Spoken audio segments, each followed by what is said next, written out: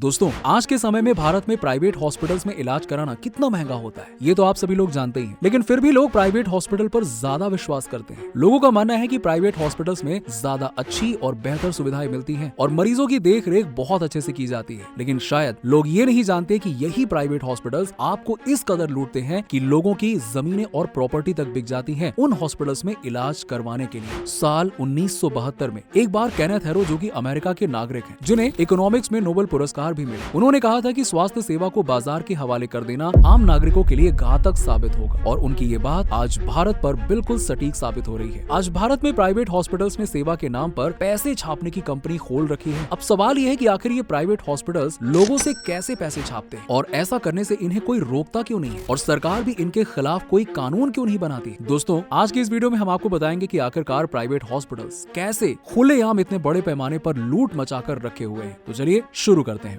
दोस्तों, साल 2015 में एक आदमी दिल्ली के मैक्स हेल्थ केयर हॉस्पिटल में अपने किसी रिलेटिव का इलाज कराने के लिए जाता है, जिसके बाद उसे उसी हॉस्पिटल में मौजूद केमिस्ट से दवाई लाने के लिए कहा जाता है। जब वो आदमी वहां दवा लेने के लिए जाता है तो वो देखता है कि जो सिरिंज बाहर 10 रुपए में मिलती है वही सिरिंज इस हॉस्पिटल में 19.5 यानी कि 19.5 रुपए में मिल रही है, जिसे देखकर वो काफी हैरान हो जाता है और बिल करने के बाद वो घर आ जाता है, जिसके बाद वो शिकायत करता है कि कैसे प्राइवेट हॉस्पिटल ने लूट मचा रखी है। उसकी इस सिरिंज वाली बात को आधार बनाकर CCI यानी कि कॉम्पिटिशन कमीशन ऑफ इंडिया जांच करती है, जिसके 2 साल बाद ये खुलासा होता है कि वाकई में इस आदमी की बात सही है और उस हॉस्पिटल में सिरिंज 19.5 यानी कि 19.5 रुपए में ही दी जा रही थी। इसके बाद साल 2018 में CCI दिल्ली के 12 बड़े बड़े हॉस्पिटल्स पर रिसर्च करती है और उसके ठीक 4 साल बाद 2022 में अपनी रिपोर्ट मीडिया में पब्लिश करती है, जिसमें वो दिल्ली में मौजूद बड़े बड़े हॉस्पिटल्स के लूटने के तरीकों के बारे में बताती है। इस जांच में जो 12 बड़े हॉस्पिटल शामिल थे उनमें max health care, Apollo, Fortis, Batra hospital, sir Gangaram hospital जैसे बड़े बड़े नामी गिरामी हॉस्पिटल भी शामिल थे। CCI की इस रिपोर्ट के अनुसार दिल्ली के ये बड़े बड़े हॉस्पिटल मरीजों से किसी 4 स्टार या 5 स्टार होटल से भी ज्यादा कीमत से अपने रूम रेंट वसूल कर रहे हैं। इसके अलावा ये मरीज की MRI,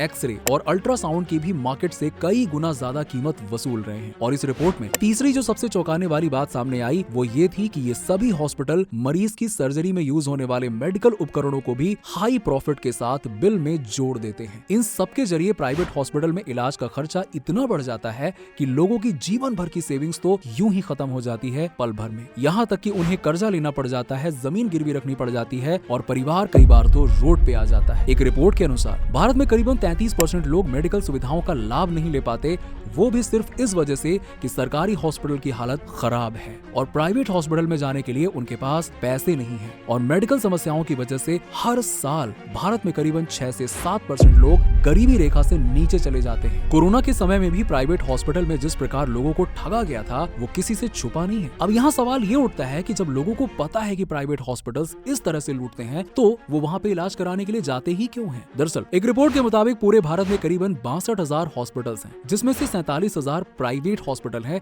और 15,000 के करीबन सरकारी हॉस्पिटल हैं। अब आप समझ सकते हैं कि भारत की आबादी के हिसाब से सरकारी हॉस्पिटल्स कितने ज्यादा कम हैं और लोगों को मजबूरी में प्राइवेट हॉस्पिटल की तरफ जाना ही पड़ता है। प्राइवेट हॉस्पिटल का तो अपना ही उसूल है, पैसे लगाओ इलाज कराओ, सिंपल। राष्ट्रीय औषधि मूल्य निर्धारण प्राधिकरण यानी कि NPPA की एक रिपोर्ट के अनुसार दिल्ली के प्राइवेट अस्पताल MRP से ज्यादा रेट की दवाइयां और मेडिकल इक्विपमेंट्स बेचते हैं, जिससे वो 1200 से 1700% तक का प्रॉफिट कमाते हैं। और रिपोर्ट के अनुसार जिस ग्लव्स की कीमत करीबन 1.5 रुपए होती है वो ग्लव्स इन हॉस्पिटल्स में 10 रुपए में बेचा जाता है। इसके अलावा हद तो तब हो गई जब मात्र 2 रुपए में मिलने वाले यानी कि ब्लड चढ़ाने वाले कैनुला के लिए एक प्राइवेट हॉस्पिटल ने 1500 रुपए चार्ज किए। इसके अलावा एक MRI कराने की कीमत जहां मार्केट में 2000 रुपए है, वहीं इन हॉस्पिटल्स में ये कीमत 10,000 रुपए रखी गई। और ऐसे ही एक एक करके मरीजों से ये लोग करोड़ों रुपए कमा लेते हैं और एक मरीज के द्वारा इतने रुपए खर्च किए जाने के बाद भी उसकी हेल्थ की कोई गारंटी नहीं रहती है। इसके अलावा बच्चों की डिलीवरी को लेकर भी ये प्राइवेट हॉस्पिटल्स कम नहीं लूटते।